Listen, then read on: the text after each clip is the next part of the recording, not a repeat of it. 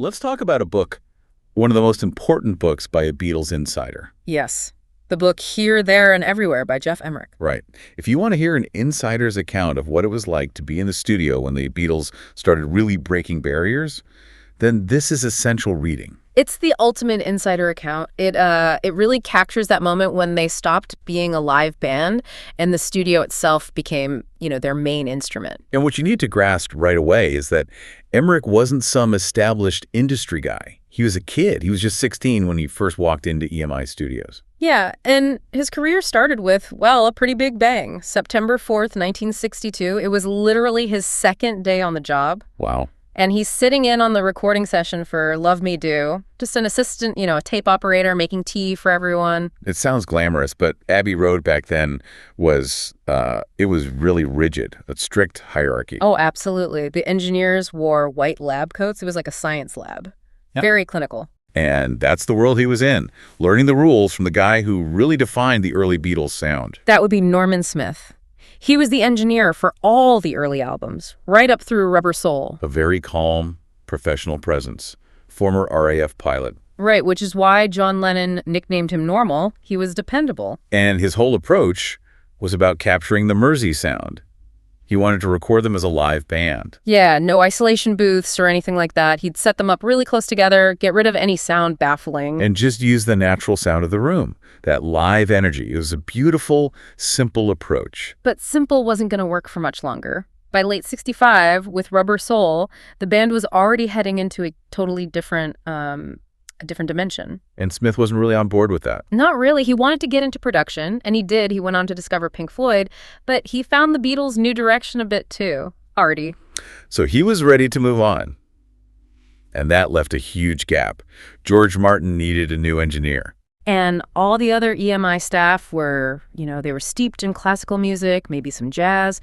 They had no idea what to do with rock and roll. So Martin makes this genius move. Yeah. He promotes the 19-year-old Geoff Emerick. A teenager. But he already knew the band. He had a good rapport with them. And maybe more importantly, he wasn't completely stuck in the old EMI way of doing things. And the timing was just perfect. It was the exact moment the Beatles decided to stop touring for good. The stage was gone. The studio was now everything. And Emerick is standing right in the middle of this perfect storm of creativity. He got tested immediately. His very first session as the main engineer, April 1966. Tomorrow never knows. Exactly. And John Lennon comes to him with this impossible request. Right. He says he wants his voice to sound like the Dalai Lama chanting from a mountaintop. I mean, what do you even do with it? How do you turn that idea into sound? Well, Emmerich's solution was brilliant. And it was also completely against the rules at Abbey Road. Totally illegal by their standards.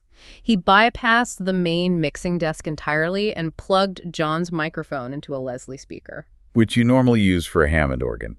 It has that rotating horn that gives it that swirling, watery sound. It creates this incredible three-dimensional motion, but for vocals, unheard of. Management thought it was just abusive equipment. But Lennon heard it, and that was it. The door was blown wide open. The era of technical rebellion had officially started. And it wasn't just about vocals. Emerick looked at how they were recording everything, especially the drums, and just saw limitations.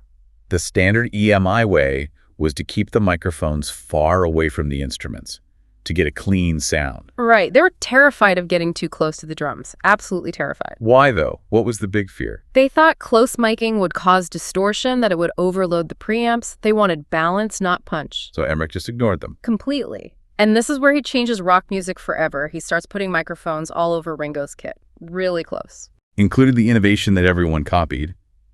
A microphone inside the bass drum. Exactly. He took the front head off the bass drum and just stuck a mic right in there.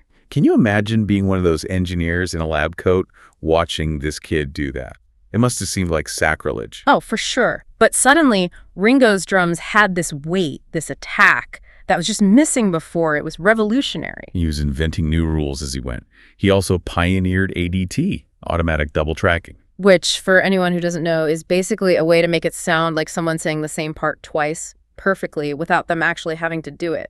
A huge time saver. And a sound that defined that era. He was just pushing the equipment to its absolute limit to create art. And all that energy, that fearlessness, it leads directly to the creative peak. Sgt. Pepper's Lonely Hearts Club Band. for which he won his first Grammy. And on that album, he found a real creative partner in Paul McCartney. They both had that obsessive perfectionism. Right. Lennon or Harrison might wander off, but Paul and Jeff would be in there for hours and hours just chasing a sound.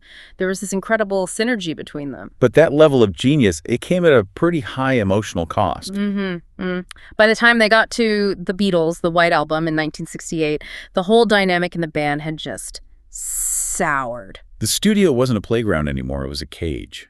And Emmerich writes in his book that the atmosphere was so toxic he was getting physically sick just thinking about going to work. The breaking point was Obla Di Obla Da. That song, it sounds so happy, but the recording was apparently just miserable. Paul was chasing this perfect take for 3 days, and his perfectionism just boiled over into frustration. And he apparently unleashed this swear-filled rant at the whole room. Emmerich felt totally exposed. George Martin was also mostly absent by then, and Emmerich felt unsupported. So on July 16th, 1968, he just quit.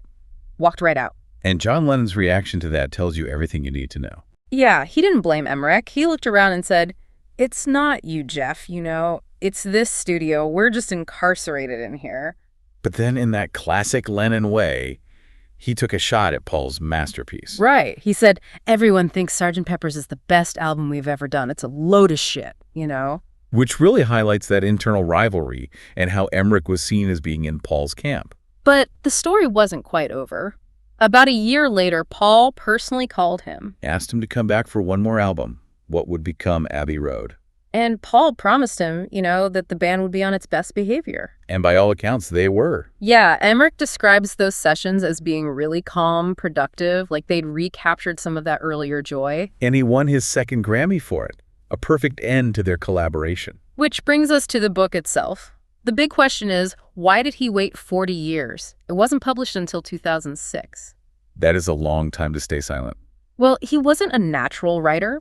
He really needed his collaborator, Howard Massey, to push him and help structure the whole thing. And that's where the controversies start.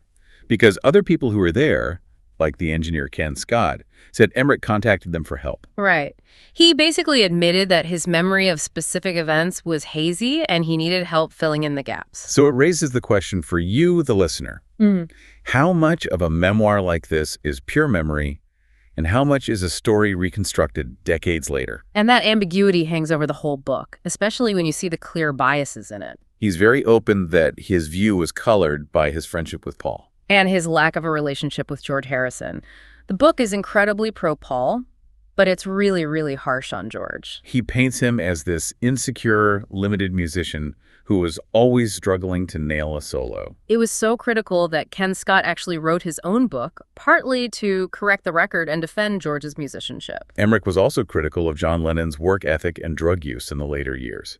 And on top of the bias, there are just factual errors in the book. Lots of small mistakes that, they hurt its credibility as a perfect historical document. So, given all that, the bias, the memory gaps, the factual errors, why is this book still so essential?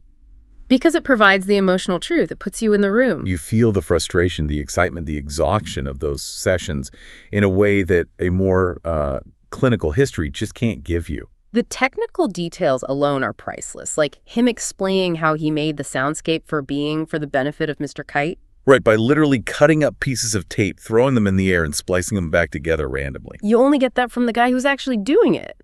And it also clarifies George Martin's role. It doesn't diminish him at all. No, not at all. But it shows that Martin's genius was more in musical arrangement, bringing in an orchestra, for example, while Emmerich's genius was in pure sound innovation. They were two different but equally crucial contributions. At the end of the day, the book works because Emmerich is honest about his perspective. He's not pretending to be an objective historian. He's telling you what it felt like for him, from his seat behind the glass. And sometimes that raw, personal, and yes, biased truth from the person who was actually there that carries its own kind of weight. It's an imperfect portrait, but a necessary one. Well, thanks for joining us today. Whenever you feel like knowing more about the Beatles, visit us at BeatlesRewind.com. Every day, we do something new there. Song reviews, album reviews, movie reviews, book reviews, documentaries, trivia, all things Beatles. Every day, 8 days a week.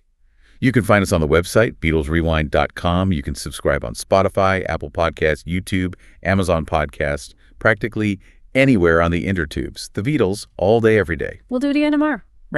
Until next time, when you listen. Your mind conducts its own symphony.